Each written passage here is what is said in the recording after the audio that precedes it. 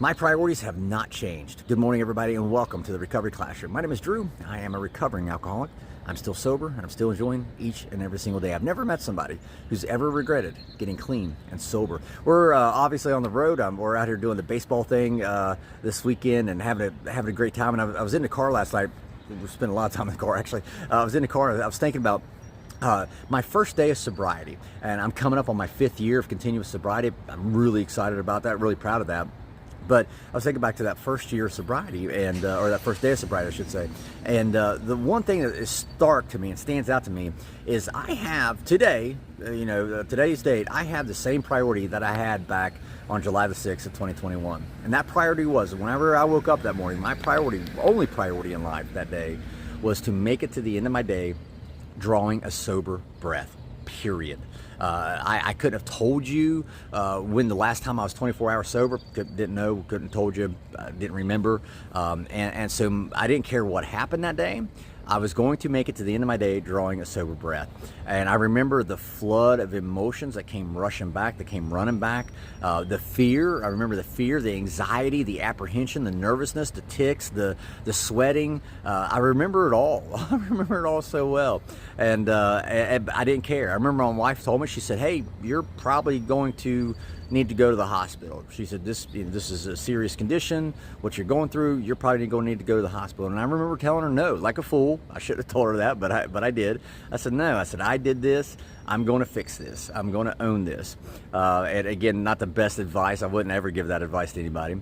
But I do remember saying that. And I remember at the end of the day, I was sitting on the edge of my bed, and I was shocked. I was completely just befuddled, if you will. I couldn't have told you the last time I'd spent 24 hours sober. And I just made it 24 hours since my last drink. And I was absolutely surprised. I was like, wow, I did this. And my son's baseball coach, Chad, he texted me that night. He's one of us.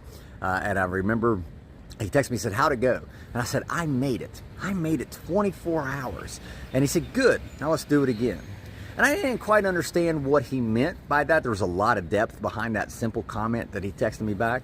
A lot of depth behind it. But at the time, I thought he just meant, okay, let's do another 24 hours. That's what I thought. And that is part of what he meant. But there was something else I believe that he had behind that. In other words, let's not just do another 24 hours of sobriety. Let's make sure our priorities don't change. In other words, my priority, the priority that I focused on that day of making it to the end of my day, drawing a sober breath, that priority, I needed to do that again too. I needed to make that my priority day 2. And I did. I made it day 2. And I did the same thing on day 3. And I remember probably about the first week, almost every night, Chad would always say, "Good, now let's do it again." And that still sticks with me. I was clean and sober yesterday. I didn't have a drink yesterday. And last night when I was thinking, I got to the hotel, I got into bed, and I was thinking, good, now let's do it again. And that still stays with me. I woke up today, again, the same priority. Now, as I've progressed through my sobriety, yes, our priorities change. Not our first priority. Our first priority should always remain the same: making it to the end of my day, drawing a clean and sober breath. All the other priorities after that, priority number 2, 3, 4, 100, yes, those can change. I hope those do change. Matter of fact, if they don't change, then I'm not really growing. So it's absolutely fair that we have our priorities evolve over time, but we just can't have them getting mixed up. We can't have them getting out of order, I guess is a better way for me to say that. My priority today is the same, and it should be the same for you each and every single day. Laying your head down on a pillow, going to sleep rather than passing out, rather than nodding out.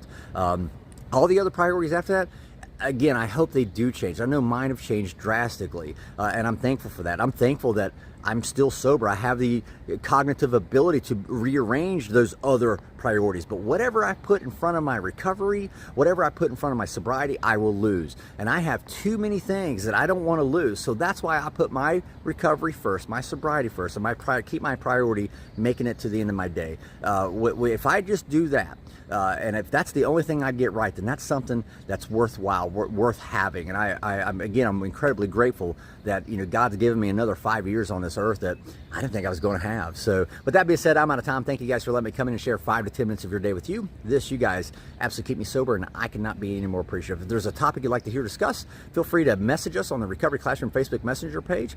And if you like the content of these Recovery Classroom monologues, feel free to like and share on your own Facebook page and all of your other social media channels. We'll be talking again soon, guys. Remember, you can't get drunk if you don't take that first drink.